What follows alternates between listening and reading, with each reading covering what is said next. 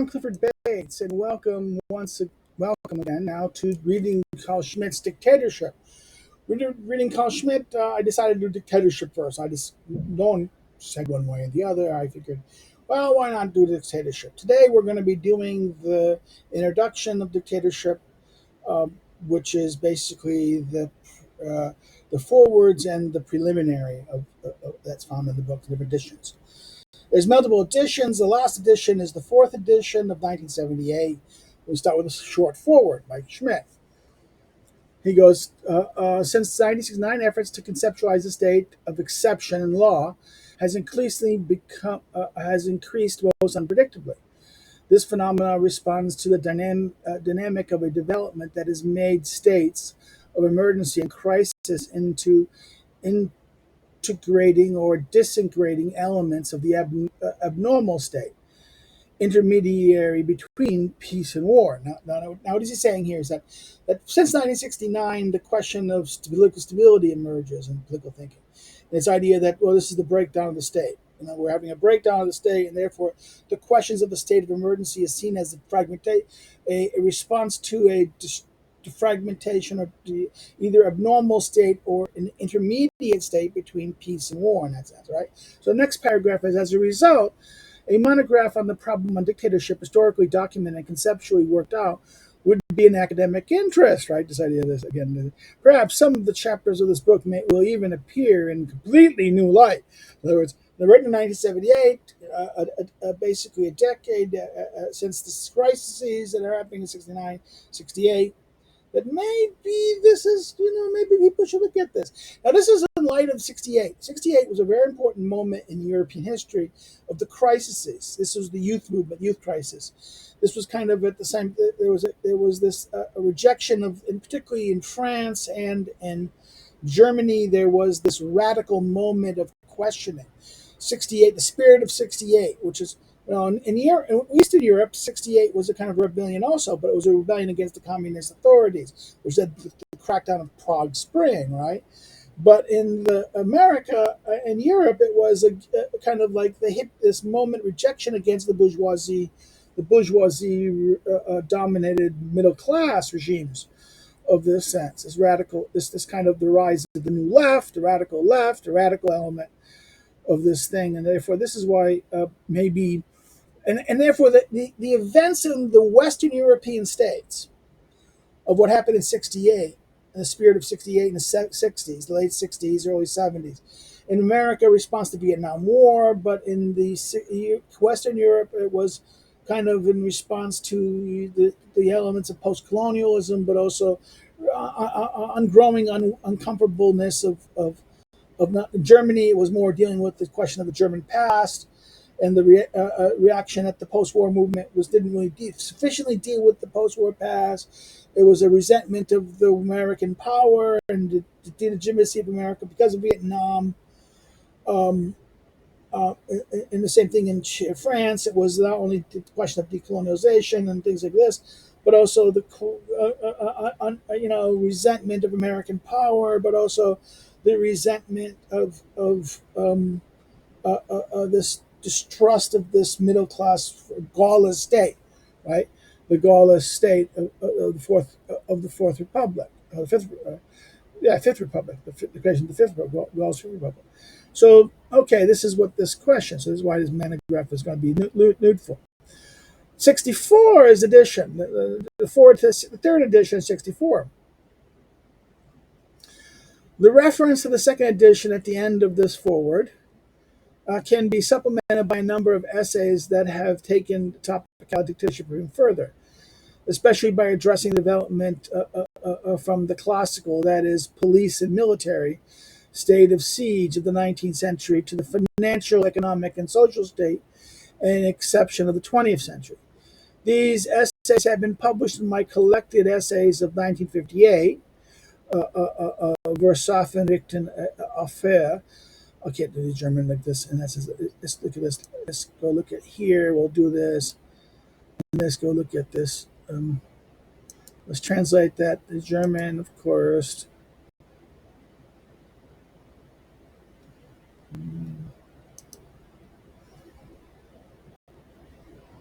Oh no, sorry, sorry, going into English. Sorry.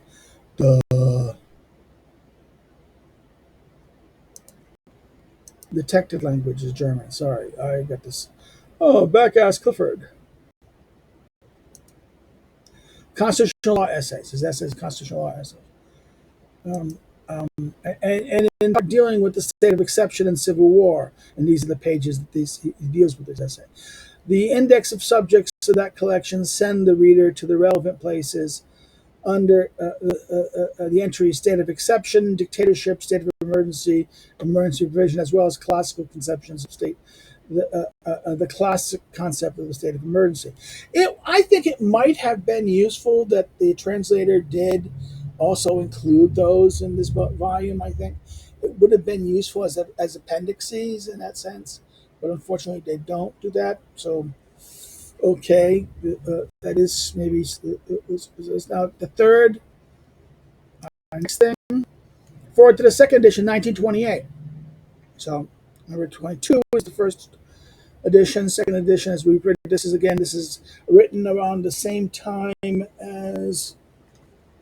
Well, it's about the second edition, written about the same time as the second edition of 2 years later. Second edition is 26. So 2 years later, but during it's kind of a well, it's 28 is not a crisis yet in Berlin. It'll be 1930s. 28 is the beginning of maybe there's something happening because the economic aspect.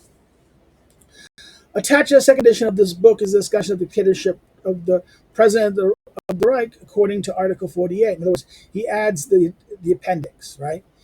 The second edition he adds the appendixes, which I would be at appendix 1, 2, 3, and 4.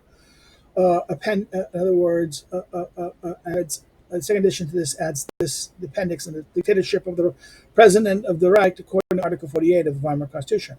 Apart from insignificant changes to the supplemental sections, the so-called law of implementation of Article 48, this discussion is identical with the report one I delivered in April 24 at Jena at the meeting of the German constitutional jurors side by side with the report given by my esteemed colleague, Professor Ernest Jacobi from Leipzig.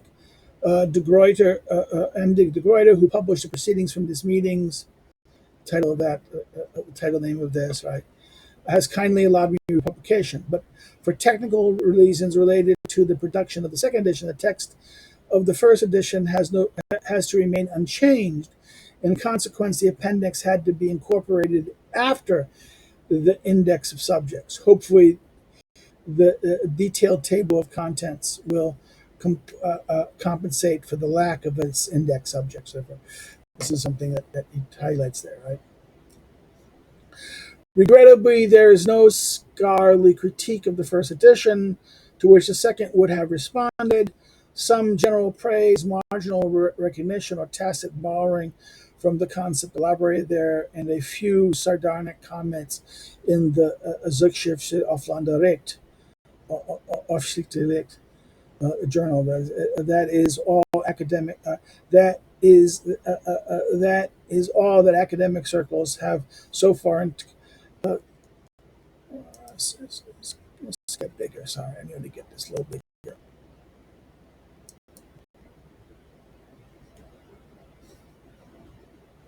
I'm sorry, I'm getting it a little bigger so it's more readable.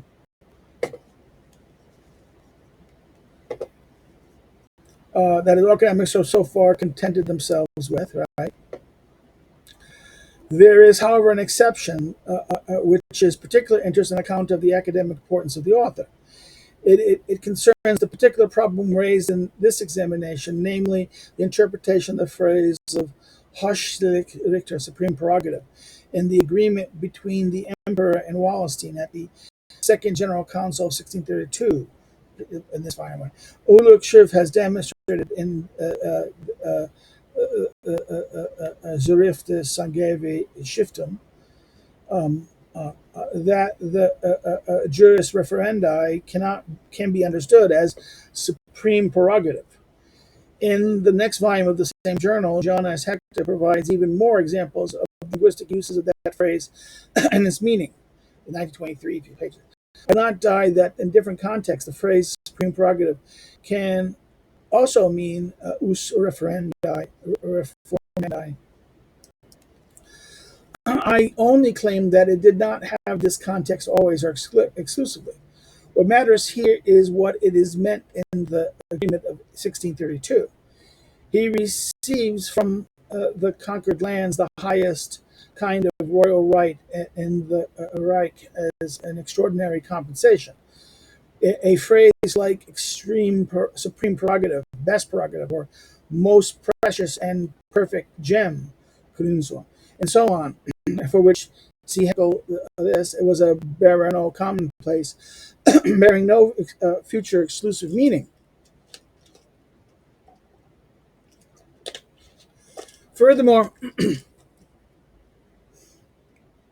on the ecclesiastic sphere, clearly separated from the worldly sphere in the 17th century, a supreme prerogative was possible in each.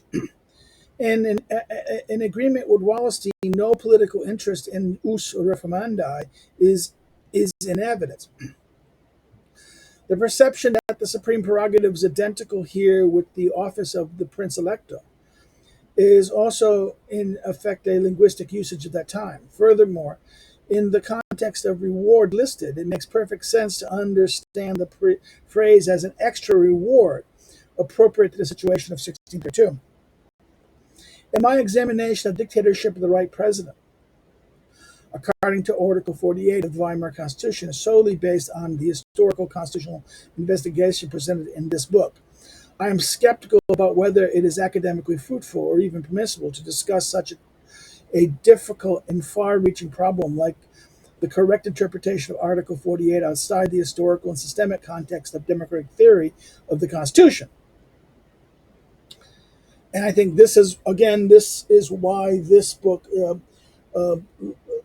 Legitimacy and Legality, is necessary. The 1932 book, Legitimacy and Legality, and the idea of the extra constitution, extraordinary legislator, right? And it's more explicitly dealt with in there. Outside the historical and systemic concept of democratic theory in the Constitution. In any case, the rebuttal of such an established view requires investigating this context. Like the book on dictatorship, this discussion of dictatorship of the Reich's president has been reviewed and critically commented upon more often. But the two authors who have published extensive counterarguments, H. Nadesky in Archive der Öffentlichen Recht, new series, both in his report of the 33rd General Meeting of Jurisprudence and of the Geschichte für Emil. In other words, this book in honor of Emil 927, do not deal with the basic premise of constitutional theory. They concentrate on the meaning of the individual concepts, oppose my interpretation of the history of origins. I do not wish to gloss over a perfect example of a formal argument against my claim of Article 48, Section 2, Sentence 2, originates in the Assembly of States. Graw claims in the Verschrift in Memorial of Ernest Schickel that this is incorrect because the clause has already been found in the draft of parliamentary government for the Reich, Article 67. But he could have, if he could have reread the commentary by Glees, in which it was said the draft emerged through negotiations of the committee and conference of the Assembly of State. In other words, read the damn details. This is the great idea. This is why he picks on him. He picks on him for saying, "Hey, you idiot! You didn't bother to read the damn text, right? You said that, yes, but if you go read the actual note, it says it was done in concordance of this thing, right? So therefore." Interpretation of the orders and produce a certain atmosphere rather than sticking to the argument. They write a liberal democratic or Riksstaatlich liberal atmosphere that mistrusts dictatorship, right? They create a atmosphere that this rumor dictatorus in the bonus, the news of dictatorship is unpleasant to a good people, right? The kernel of their argument remains that the Constitution is inalienable. Under und unastbar. Their doctrine calls itself a theory of inalienability. Again, it's like unanstarbaren. Such phrases and trains of thought presuppose a whole-scale ambiguity of the concept of a constitution, under which the current theory of the Constitution suffers. In other words, the problem is the Constitution. You see this in his critique of the Weimar Constitution in Legality and Legitimacy, and why it's very important in that sense. The Constitution is identified with each of its 181 single articles. It is even identified with the law of fascinating amendments to the Constitution, which was passed in accordance with Article 76 of the Weimar Constitution. A constitution is each single constitutional statute, and a constitutional statute, according to the formal understanding of statute or law, is a statute that can only be changed under restrictive requirements of Article 76. The fact that the Constitution is inalienable only means that every particular legislation of the Constitution is, for the dictator, an unabridgeable obstacle in the fulfillment of his duty. In this way, the meaning and purpose of dictatorship, the protection and defense of the Constitution as a whole, will be violated and turned into its opposite. Every single constitutional provision becomes more important. Every single constitutional provision more important than the Constitution itself. The sentence, "The German Reich is a republic," Article 1, Section 1. And the other sentence, "The official is permitted to access personal details," Personal Nachteile, Article 129, Section 3, are both treated as an inalienable part of the Constitution. Such absurd consequences resulting from an unambiguous understanding of the Constitution demonstrates how necessary and unavoidable it is to discriminate between numerous formal constitutional legislations. If one attempts to isolate an inalienable organizational minimum within the Constitution's regulation, then a few formal hints, such that Article 48 refers to Article 50, will certainly not clinch it. In other words, if one attempts to isolate an inalienable organization within the Constitution regulations, then the few formal hints doesn't help you clinch it. Without a thorough examination of the history and theory of the Constitution, it is not possible today to treat in scholarly depth either such a problem of interpretation or the general subject of dictatorship. In other words, this is why his book on constitutional law, which is done in 1928. So therefore, it's very interesting. This second edition and his book Constitutional Theory will be published in the same year in that sense, and that's why they're referring to this idea of the constitutional theory. In other words, a theory of this is not possible to treat in depth either a problem of interpretation or the general interpretation. A strange phenomenon, the same under different shapes, occurs in almost every European country. It occurs in the guise of an open dictatorship or as in the use of enabling law, which is that word, enabling law, in seemingly legal breaches of the Constitution, that is, breaches that protect the prescribed forms of an amendment to the Constitution, in the legislation of a parliamentary majority, and so on. It is not a positive thing simply to ignore it. In other words, it's not something positive to simply ignore it.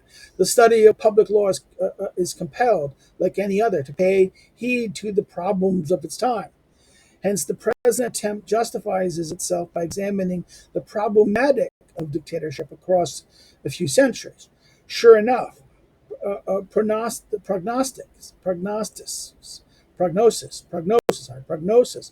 is an altogether different matter. In other words, prognosis is an altogether different matter.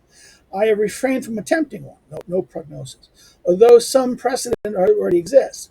For instance, Erwin von Brackway, in the conclusion to his clear and prudent book, Wesen and Wuren des, okay, this is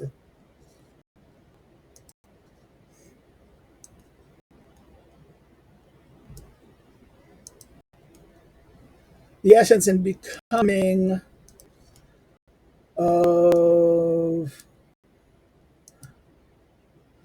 that stay, Berlin, that's right. Again, Italy, this is responding to Italy, asserts that along with the increasing concentration of economic and political power in the hands of few people, the ideology of the majority will be dissolved, and if the economic and political tensions in Europe increase, as can be predicted, it can be assumed that it will transform we assume that along with the transformation of political ideology, the concept of the authoritarian state will gain territory again within Western culture.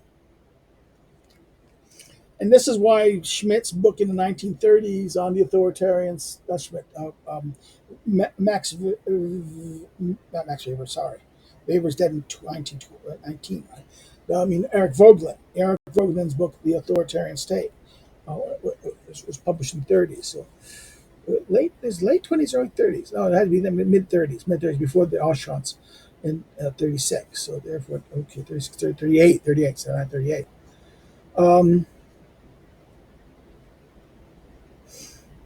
Assert that along with the increasing concentration, in other words, in hands of few people, that the majority will be dissolved, and if the economic and political increase is predicted, it can be assumed that the long transformation of political ideology and the concept of will gain territory again in Western culture, right? In other words, that he's quoting that book there. Short, shorter in shorter in form and content, and prophecy about Mussolini made by H. Navesky, Munich, of February 18th of 2025, runs in the opposite direction. Mussolini's downfall is just a question of time, right? This is an essay of this. This is like the position of government in the modern state, right? This is Lesky's in a collection of essays of right of justice and state, Richt and state. In okay, this is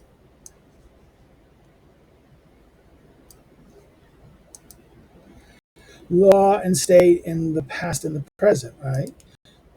Tubling 925. Admitted, anything in our sublunar world is, on the long run, only a matter of time, right? So it is just a question of time. Oh yeah. Okay, 1945.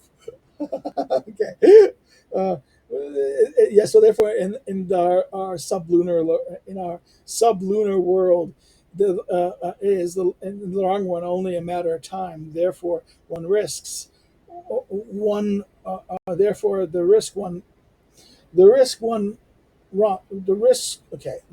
one runs into by making such prophecy is not very serious. Nevertheless, I prefer not to get involved in these kind of claims, right? The predictions. Never concerning the development of the idea of dictatorship, remarks can be found on page 25, the concept of dictatorship today, in contemporary terms of philosophy history, and on page 126, the rationalistic origins of dictatorship in the 18th century. An exhaustive examination of this development has not yet been undertaken, but such decisive moments in the history of ideas in the 19th century are mentioned in my book, this is the parliamentary book, right? Book on parliamentarianism. This is the intellectual historical situation of today's parliamentarianism, which is this book, right? Which we just we've been finishing, particularly chapter 3, Dictatorship and Marxist Thought, which I only refer here to passing again. Again, this is he's writing this 1927 for the 1928 edition. Again, this is 1926. He's just written the second edition of the parliamentary book. So there, okay, is there any notes here to the second? this, and then here's the preliminary remarks to the first edition, 1921. If someone just wanted to demonstrate how it became what it is in a prognosis after the event or in a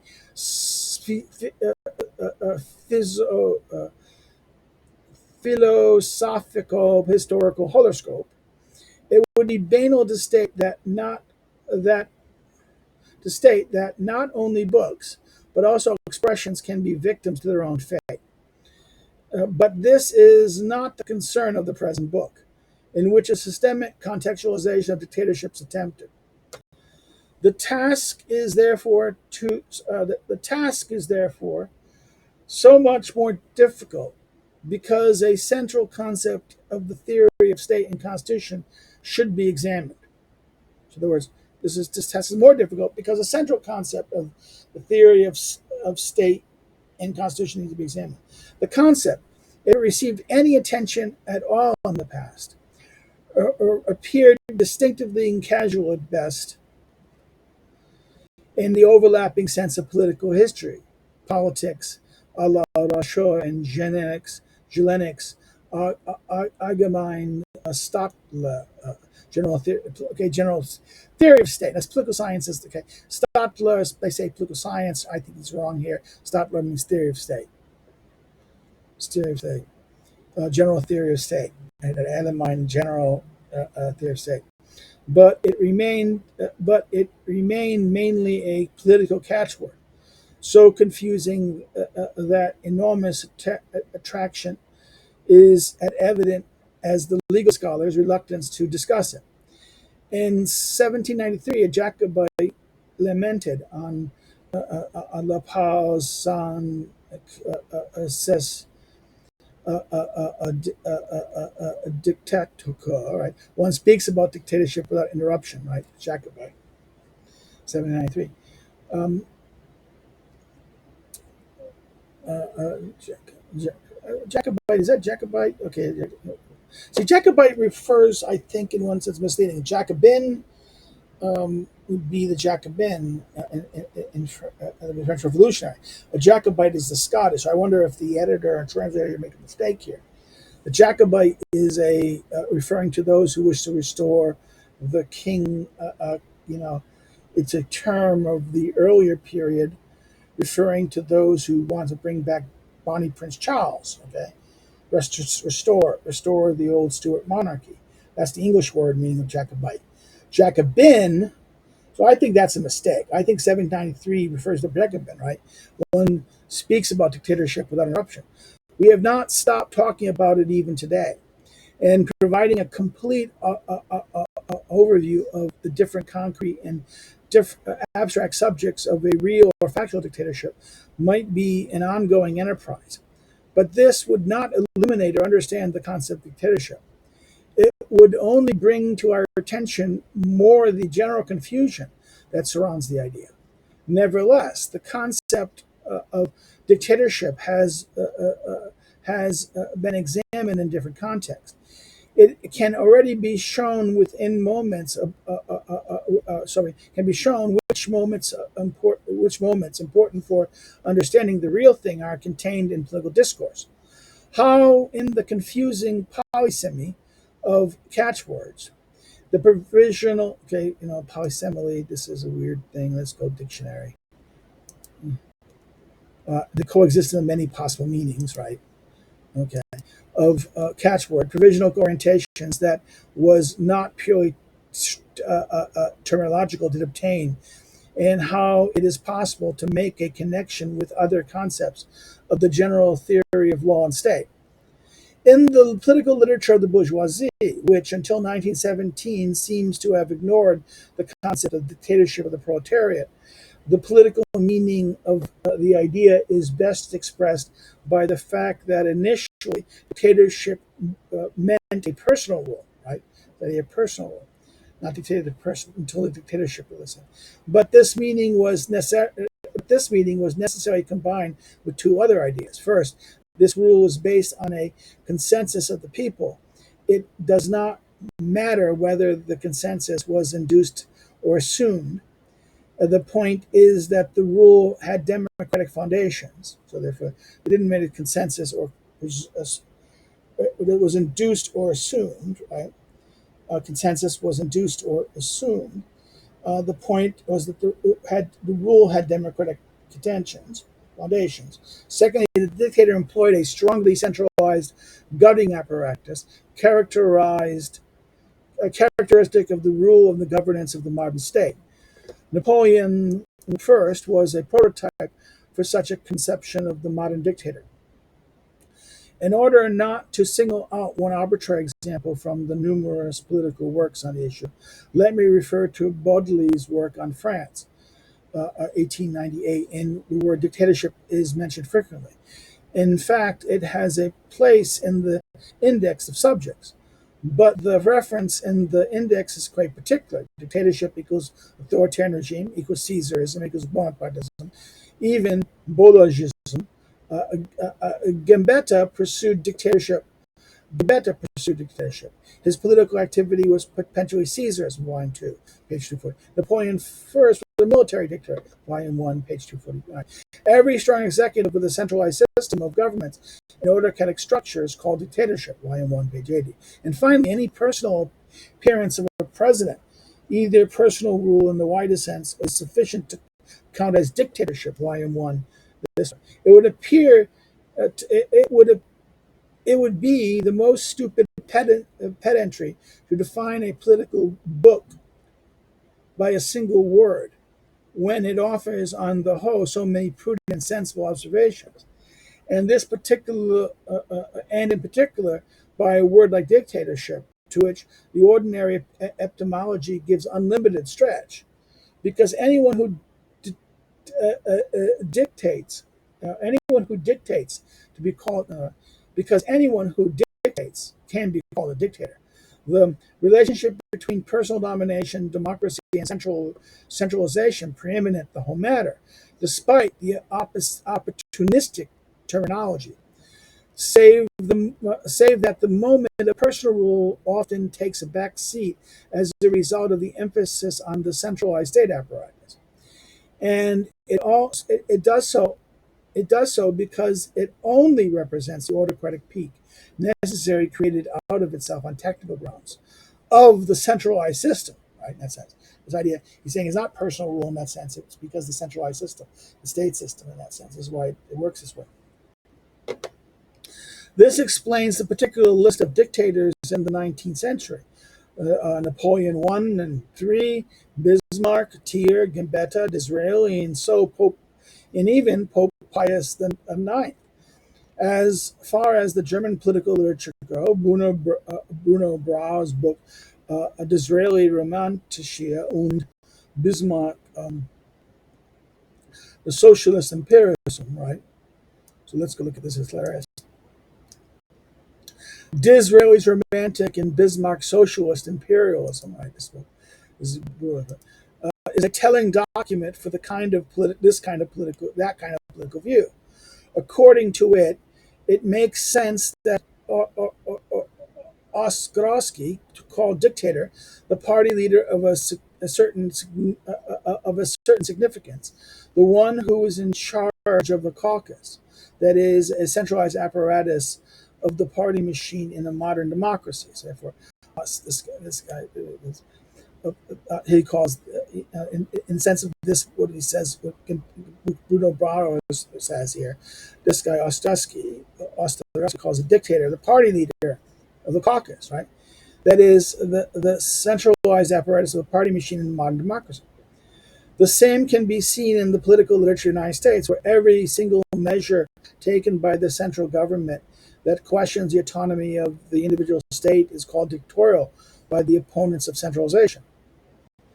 In all of these cases, it is characteristic for dictatorship, in the modern use of the term, that dictator is abolished by democratic, that the democracy is, in other words, the use of the term that democracy is abolished by democratic means. Therefore, in most cases, no difference is made. Therefore, in most cases, no difference is made any more between dictatorship and Caesarism, and the consequence that one overlooks the essential aspect, namely what and what follows, the development of the commissarial character of dictatorship.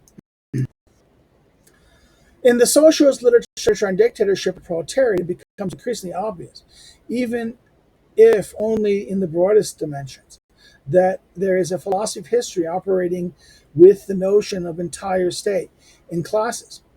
According to the current discussions in the summer of 1920 among Marxists, it seemed that for them, dictatorship is essentially a negation of parliamentary democracy with a sacrifice of its formal democratic basis. What Trotsky, in his book Terrorismus and Communism, is the trigger for the discussion, wants to oppose a dictatorship of the proletariat by defining dictatorship as the necessary personal rule of an individual. And when he regards collective dictatorship as a contradiction in terms, he offers only the terminological argument, right? So therefore, this is why Klutsky tells me like this. Again, he wants to do dictatorship, a proletariat dictatorship is where they call it parliamentary, because he argues dictatorship is really no longer, it's not it's a collective dictatorship is impossible. Dictatorship is personal rule by an individual.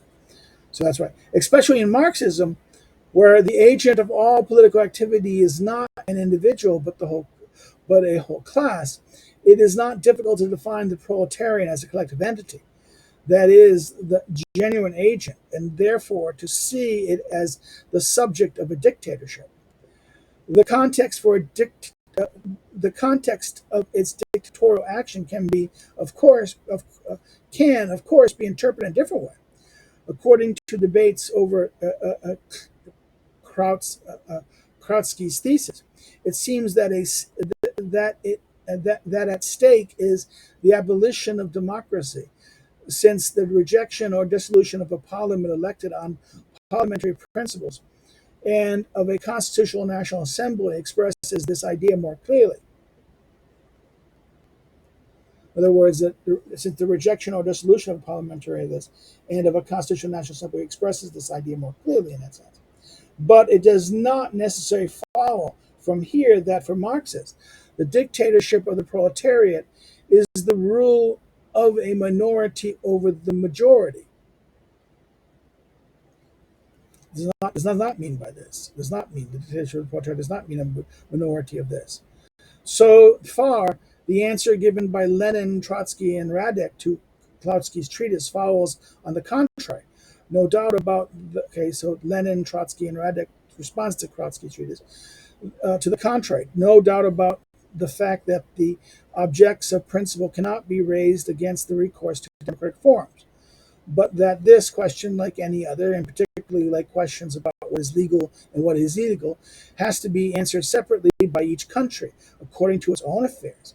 And this is just one moment in the strategic and tactical measures of the Communist plan. In that sense, it is not going to be uniform. This is not going to be this. In other words, what can be raised in democratic form and what cannot be, what is legal and what is illegal, has to be answered according to each country to its own affairs. This is a strategy, statistical thing. Depending on the given circumstances, it might be appropriate to work with one method or another, but it is important to manage the transition to the communist final goal, to which the dictatorship of the proletariat is just a technical means. Even the state is called a dictatorship, in which the proletariat, be it a majority or minority, is the dominant class. In the end, the state appears as a centralized machine or as state apparatus. In the end, the state appears as a centralized machine or as a state apparatus. Now, this proletarian state does not want to be something definitive, but rather transitional. That way, the essential circumstances marginalized in the bourgeoisie literature regain their own significance. Dictatorship is just a means to reach a certain goal, because its content is only determined by the interest of the intended outcome. In other words, it is only determined by a set of specific circumstances. Therefore, dictatorship cannot be generally defined as the suspension of democracy. So dictatorship is only a means, not a suspension of democracy. Nevertheless, even the communist argumentation shows that dictatorship should only occur exceptionally. This idea of dictatorship is exceptional, and through the force of concrete circumstances, because it is by definition only a matter of transition. This too is implicit in the concept of dictatorship, and depends upon it depends upon that from which an exception is made. So therefore, this too is implicit in the concept of dictatorship, and it depends upon that from which an exception is made. What is the exception? What is the from which? What is the exception being made from? Right? If dictatorship is necessarily a state of exception, then a list of all that counts as the normal enables us to see the different meanings of the concept. Semicolon, no full colon. So if dictatorship is necessarily a state of exception, then everything that counts, the list of all that counts as normal enables, so therefore define what is the normal, and the exception is the non-normal, right?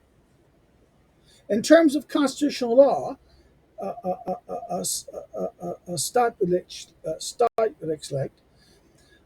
that's dictatorship can refer to the suspension of the constitutional order or lawful state of the Riksdag, right? While this phrase itself can designate various things, the way of exercising state power, that infringement of fundamental citizen rights of individual freedom and of private property are only permitted on the basis of a particular law or a constitutional guarantee. For a constitutional guarantee itself situated above legal encroachments.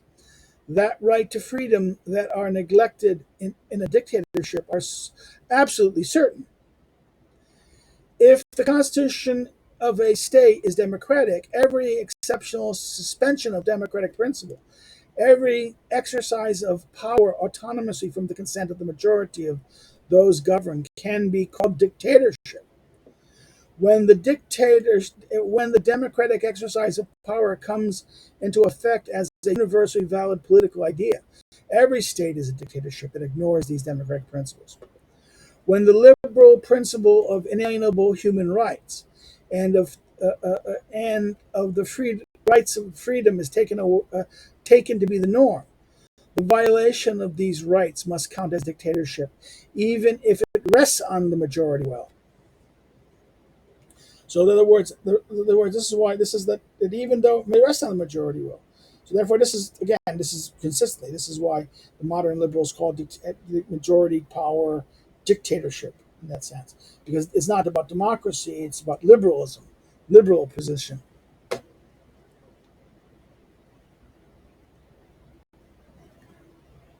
Thus, dictatorship can be an exception to democratic as well as liberal principles, without the two having to coincide. That's even interesting. So therefore, dictatorship can be opposed to democracy, but also can be opposed to liberal, and that these two things may not coincide with each other. He says, right? What is seen as a norm can possibly be defined either as an existing constitution or a political ideal. Thus, the state of siege can be called a dictatorship on account of the suspension of positive regulations of the Constitution, whereas from a revolutionary standpoint, the entire existing order can be called a dictatorship. So therefore, in other words, a crisis, a state of siege, this can be called a dictatorship because of the suspension of positive things, of that. Or in revolution itself, the revolutionary moment, that the order is a violation, the existing order, the old order. The entire existing audience is dictatorship. If you allow the latter, you have transferred the concept of dictatorship from the sphere of constitutional law to the political sphere. So if you do the latter, right, this thing, revolutionary viewpoint, you've moved it from constitutional law to political law. Another change is the meaning of Another change in the meaning of dictatorship occurs when. So therefore, this is the first case of this of the state of sea. This is a constitutional understanding, but the revolutionary moment isn't constitutional; it's political, right? So let's continue here. He says, um, another change in the meaning of dictatorship occurs when not only is the contested political not on, when not only the contested political order, but also the intended government is called dictatorship, as happens in communist literature.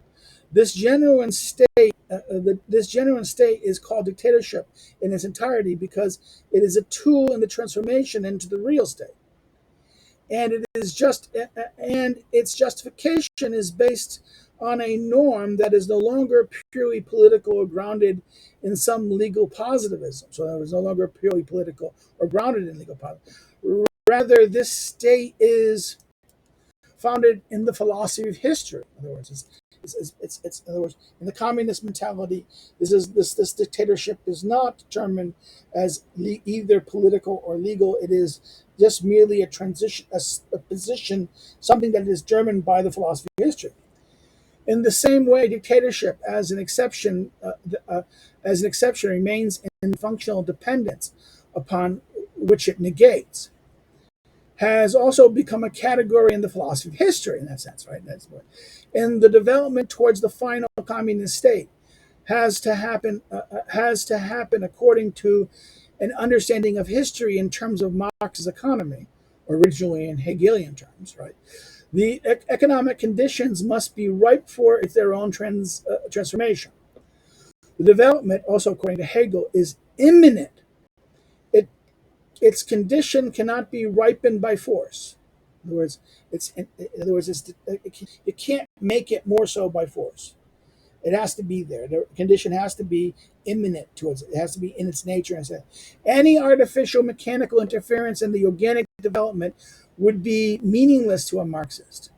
But the Bolshevik argument sees in the work, in other words, but the Bolshevik argument sees in the work of the bourgeoisie, which fights by other means to secure a place that evolution has abolished long ago, an external interference with an imminent development, a mechanical hindrance in the way of organic development, something that has to be eliminated through a similar kind of means, mechanical exterior. In other words, the Bolshevik argues that the bourgeoisie has found an external means to prevent historical development.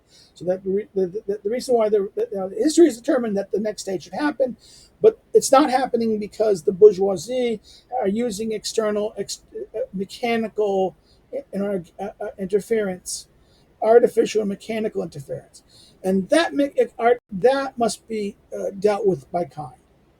The argument goes, and must be eliminated through a similar kind of means, mechanical and exterior.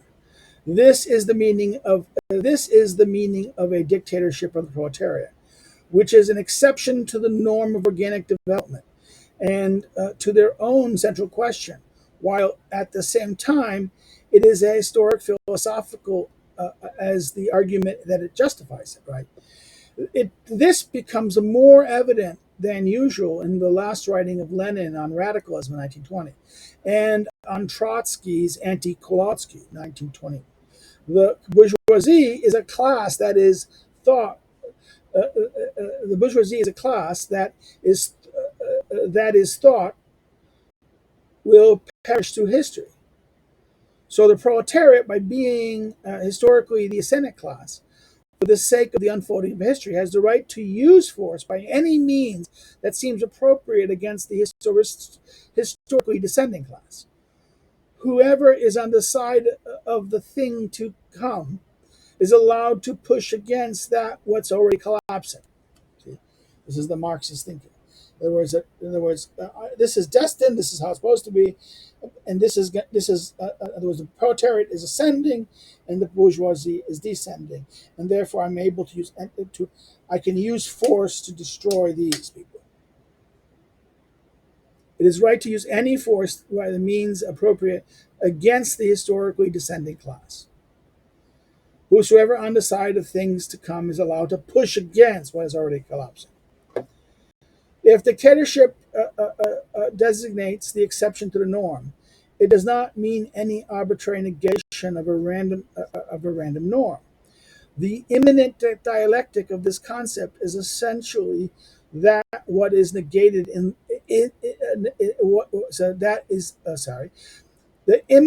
the immanent dialectic of this concept is essentially what is negated. What is negated is the norm, whose authority should be guaranteed by dictatorship throughout its historic political existence.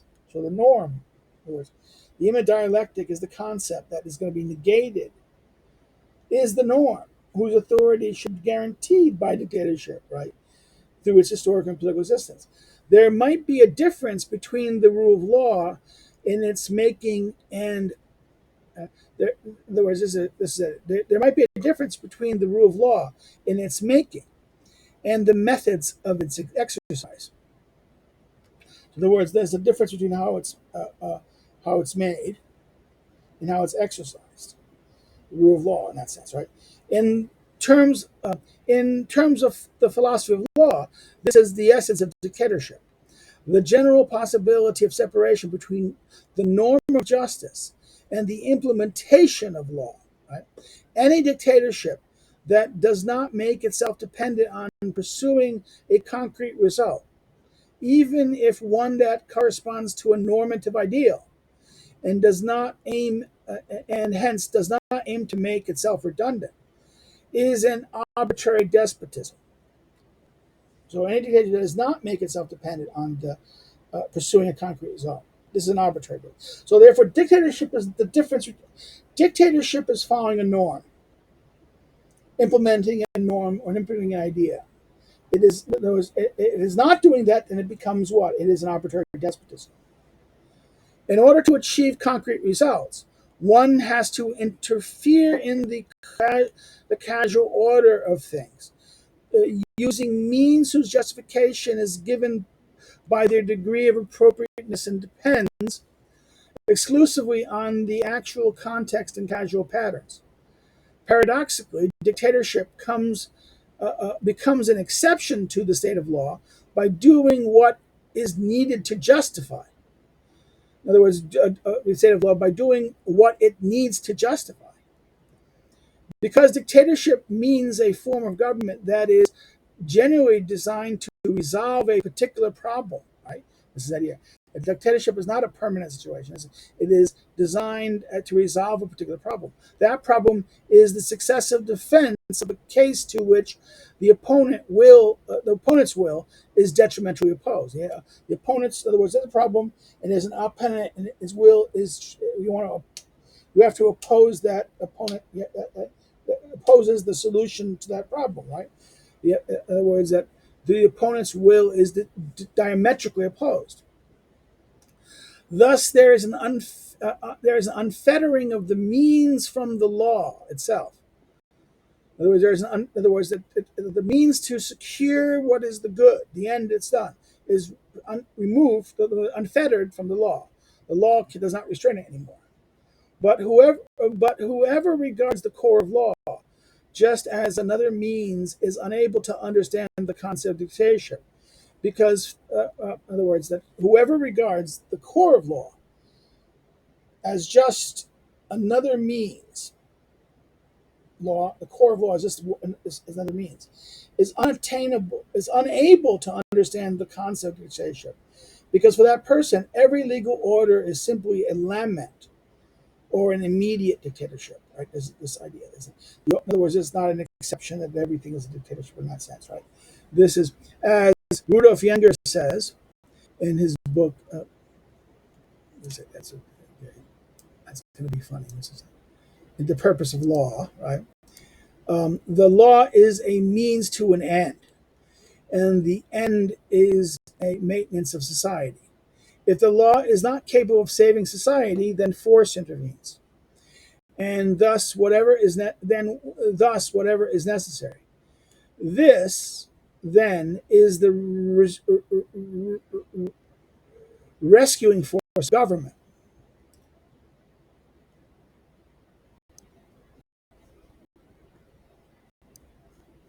See if that. I want to see what the act of state, the saving act of state power. That's literally there. This is the saving act of state power. Okay, that's translation is weird in that sense. And the point in which the law coincides with politics and history. To be honest, to be honest, it is rather a point in which the law reveals its true nature and purely pragmatic understatement, based on a servile character, comes to an end. War against the external enemy and suppression of internal rebellion would not then be states of exception. So war against an external enemy and suppression of internal rebellion would not then be states of exception. Only the norm in which the law and the state would exercise their inner purpose with direct force. So therefore, this is that problem. To be honest, it is rather a point in which the law reveals its true nature, its purely pragmatic understatement, because on its servile character comes to an end. Right, war against the eternal enemy and suppression of an internal rebellion would not then be states of exception. Only the norm in which the law and the state would exercise their inner purpose, right? There's that weird that aspect. This is why I think this is that saying. Um,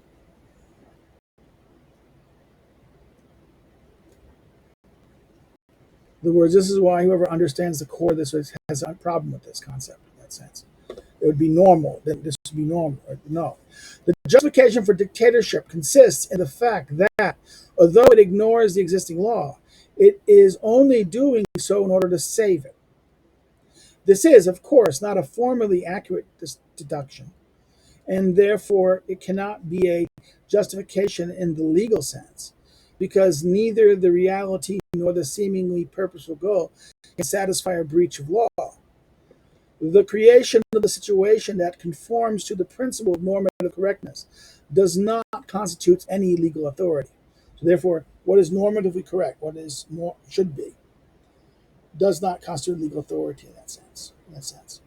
What should be the situation that conforms to the principle of what should be isn't necessarily legal. What should be is not necessarily what the law requires. The formal characteristic is the empowerment of a supreme authority, legally capable of suspending the law and authorizing a dictatorship. This means to permit a concrete exception whose contents, by comparison with another instance, of a concrete exception, amnesty. So therefore, dictatorship and amnesty is exception. Amnesty is when you're going to, someone's broken the law, and there's be punishment. I'm giving amnesty. Therefore, I'm giving an exception to what the law says.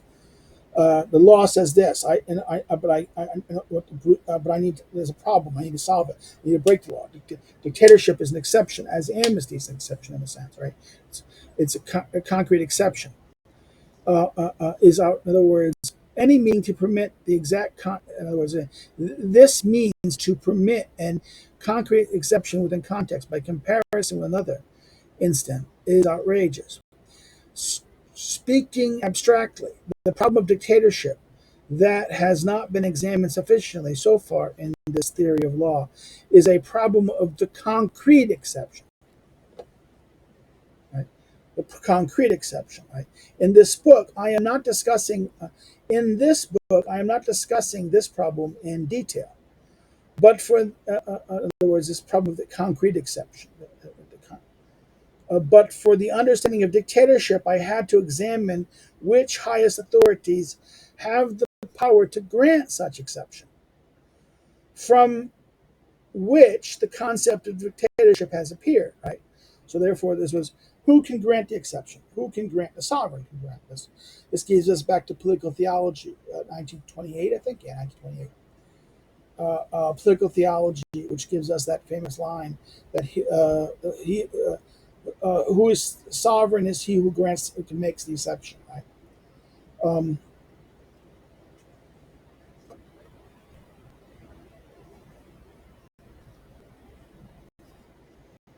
in this book, I'm not discussing the problem right now. I had to who can do this, from which the concept of dictatorship has appeared. Next, another characteristic of dictatorship is this: because everything is determined from the perspective of the intended success, the content of measures deemed necessary in a dictatorship is unconditionally and exclusively determined by the actual situation. In consequence, there is an absolute balance between the task and the authorization, discretion and the empowerment, commission and the authority. So, in other words, in consequence of this, that the reason why this is done and what is necessary to do this is tied to the problem at hand, right?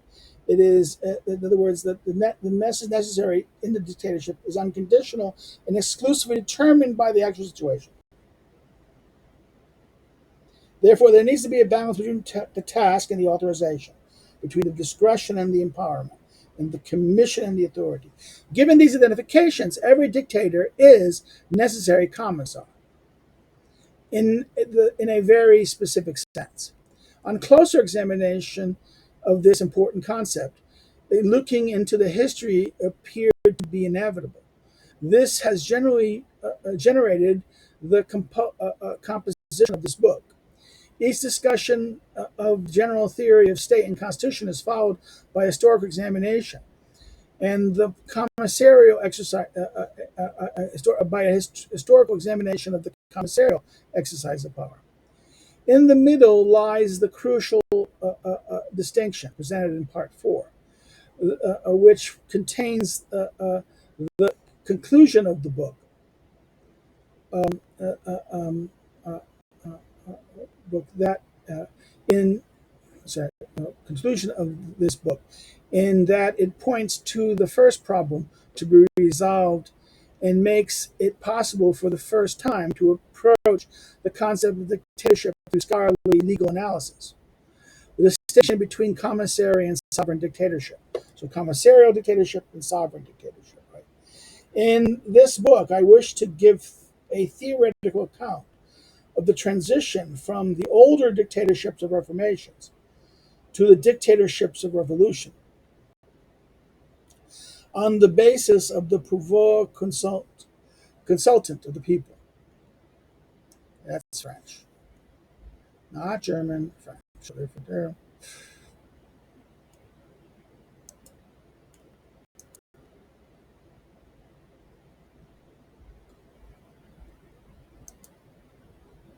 Constituted powers.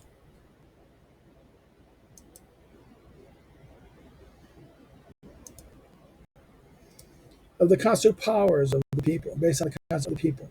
An understanding of dictatorship appears for the first time in the history of Christian West in the 18th century. So, in other words, this is the idea of the 18th century. The 18th century all of a sudden gives us the idea, the understanding of dictatorship in the Christian West in a sense. Very interesting. The consulted power of the people in that sense, right? From the Christian era, in its understanding, the dictator still remains a popular commissar. But as a consequence of the constituted and not the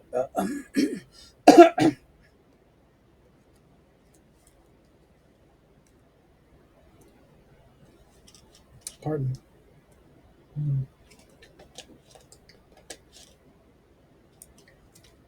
Uh, on the basis, in other words, appears in the first time in the history of the Christian Western Center. This understanding of remains a commissar, but not as a consequence of the constituted In other words, but as a consequence of the constituted, sorry, it's constituted in that sense, right? And not the constructive, not the constructive nature of the people's power. He remains a direct commissar of the people, the Volkskommissar, right? A dictator who is also who also dictates to his superior, the people, without ceasing to legitimize himself through that superior. He's not above it. He dictates to the people, but because they have ordered him to do so, authorized him to do so under circumstances. The subsequent development in terms of the history of ideas, reaching into the 19th century, can only be alluded to in an extensive footnote on page 166. Since 1848, at least in Germany, general state theory, again, this is Stadtler, right? Allgemeine Stadtler, has been separated completely from positive constitutional law. So Stadtler, Allgemeine Stadtler, is separated from what is understood as constitutional law. At least in Germany, right? This is the difference between Anglo-American and America, particularly in Germany.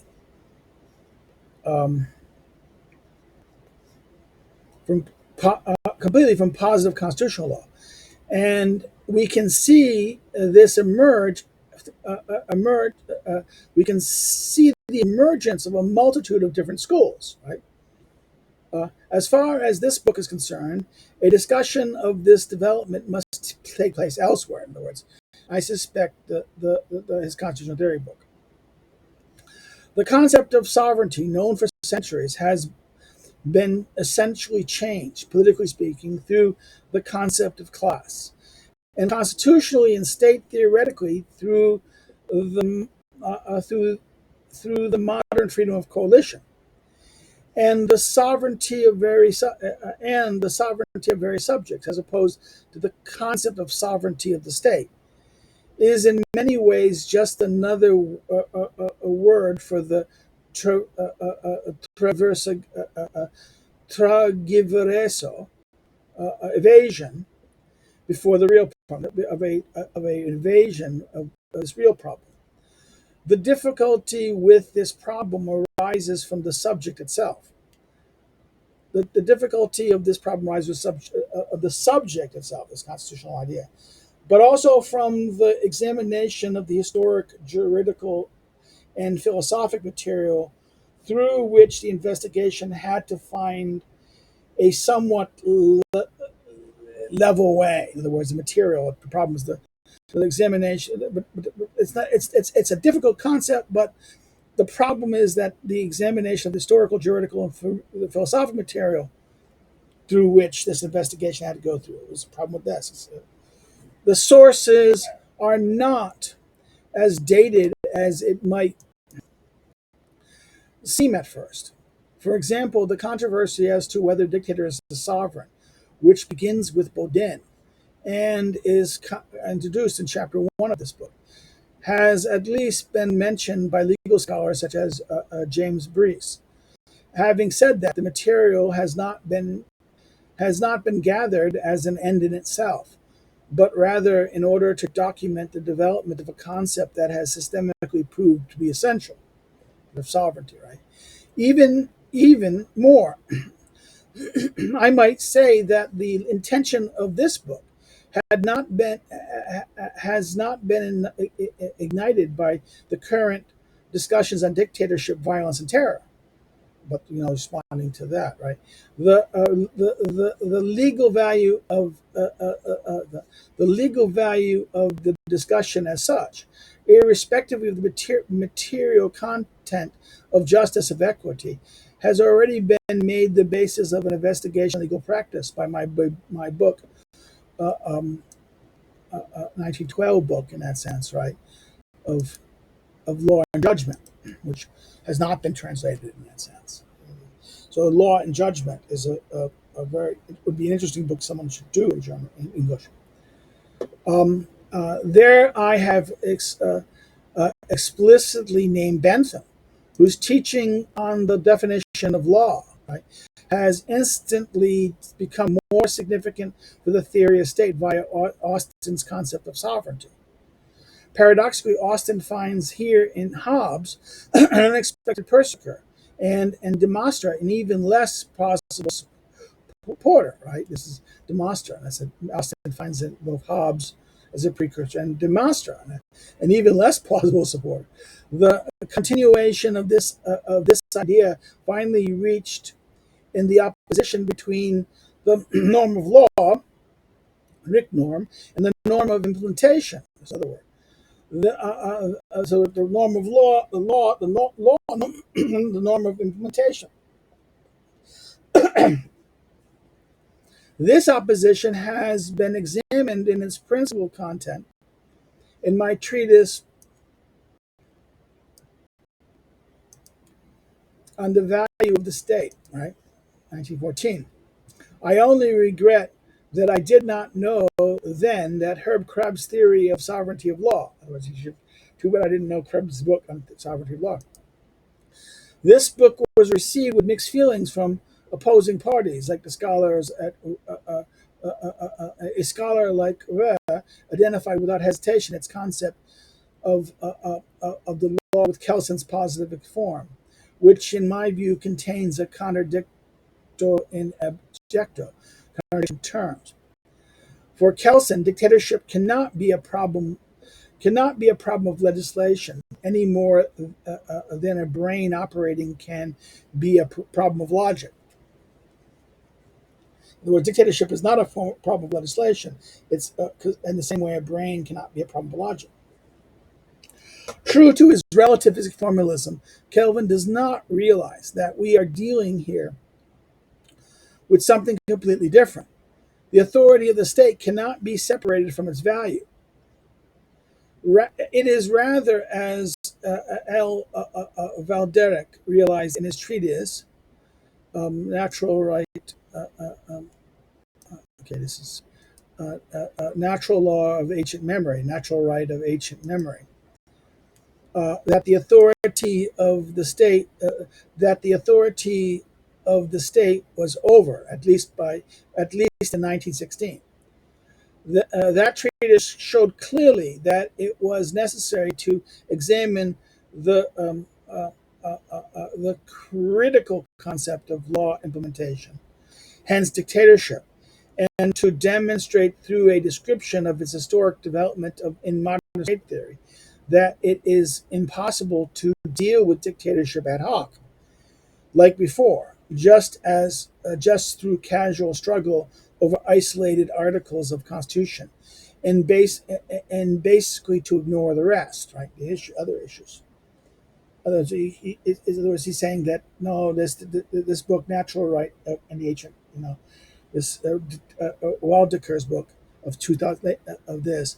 Well, I'm sorry, this is not this problem. That dictatorship demonstrate the historic description of the modern state theory that it's impossible to deal with dictatorships ad hoc, just through casual struggles, isolated issues, this and this and this, but rather systemically. The exposition here could be pushed up to the present conclusion. Sure enough, in the unfavorable extreme circumstances of our time, again, as Cleo, driven by hunger, abandons the valley of Engipi in Boeotia and moves into the courtyards of the riches. This is juvenile satires, right? And we ends it here now. This is how we end this part. Okay, we'll stop here. I'll stop here. I did the prefaces. This is this. If you have any comments or questions, please put them in the below, and I see them. I will answer them or respond to them. Please forgive my. I'm getting the cough, and like this, it's getting dark outside. My wife's saying, "Where the hell are you? It's 7:00." So now, if you liked it, like it. Please like it. Hit the like button. Do like this. Share it on social media. Share it with a friend. Share it. Encourage. Spread the news. If you want to continue doing this, watch this aspect. If you don't like it, of course you can say you don't like it. But if you liked it and want to join it, But if you didn't like it, say why in the comments, okay? So I can learn. We can all learn from something. Those of you who did like it, or even you didn't like it, maybe you want to subscribe anyways. Well, subscribe. Hit the subscribe button. Subscribe. Help us grow the subscription, and bring the channel to some of the friends' attention to get them. If there's other issues like the, and I've taught Schmitt, not only Schmitt but Rousseau. We're doing Rousseau currently. Rousseau social contract. There's been other authors that we've read. Plato, not a little bit of Plato, but mostly Aristotle and Machiavelli, right? And Locke. So go check the other things out in that sense. But subscribe, and that you get. You can do that without subscription, but subscription for those who are interested in this thing. Um, Another thing you can do is you want to follow me on social media. The links are below. There's also the links to my academic social media, and therefore, in terms of about interest in my scholarship and my research, and that's mostly Aristotle, right? Yeah. The other thing you can do is, if you can do this, is if you want to help to do financially help. It's expensive doing this. I mean, it's expensive doing this, and time, it takes time, and I'm doing time away from things. Yes, I'm being subsidizing it through my university. My job is subsidizing this in that sense. But It'd be nice if this, people help me. Someone thought this was worth something. Uh, um, uh, Therefore, you can do so by becoming a member of Subscribe Star or Patreon, listed below. I know, but you don't do enough for us and things like that. If once there's a community there, I will do more for them. I'm not. There's a joke about that. If you build it, somebody will. I will. If you build it, they will come. Right? I will come. I'll do something. I hope people do build it. In that sense. Another thing you can do is you can buy one of my books listed below. Links below. Not links are listed below through Amazon or a book service that you interest you. Um, what else? Oh, that's it. That's the basic thrust of our things. We do normally post these on Tuesdays and Thursdays. So I hope you have all a good day. Well, take care. Have a good day. Take care. And bye bye.